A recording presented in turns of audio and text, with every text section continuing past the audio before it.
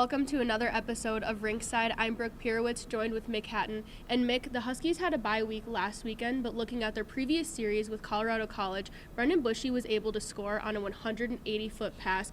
What have you seen from him, and how has he elevated his play? I think he's just one of those guys that is a real steadying influence out there. They've had some injuries back there on defense, and he's a guy that they can count on night in and night out, which has been huge for them. And he's a guy that has helped a lot when they're playing shorthanded.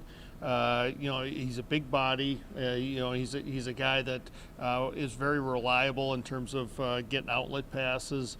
We're starting to see maybe a little bit more offense, at least in that series, from him. But a guy that maybe doesn't wear a letter, but doesn't mean he's not a leader out there for him. Now, looking at this weekend, they have a series against North Dakota. How important is it going to be for the Huskies to maintain their composure with as many UND fans as we're expecting? Well, I think there's going to be a big crowd here, so that's going to always generates a little bit more excitement whenever that happens. But I think from a discipline standpoint, it's almost more important for them to make sure they stay out of the penalty box. That's where North Dakota has been really strong on the power play. I think they're around 28% going into this series. They're not as good on playing 5-on-5, which is a bit of a surprise given all the talent that they have. So it's going to be important for them to play a disciplined game, just because they want to continue to play their style of game, which is to roll their depth at them. And North Dakota's a little bit banged up, so I mean that's where they've got to take advantage of them. And you touched on it a little bit, but North Dakota was able to beat Bemidji State with only 4 healthy defensemen. How much does that show for their play? Well, I think what's more of a concern for them right now is, that their goaltending has been a little bit, we'll just say that it's been a challenge for them to this point. They're still kind of going back and forth between Drew DeRitter and Jacob Helston, and neither guy has really kind of stepped forward and been that number one guy.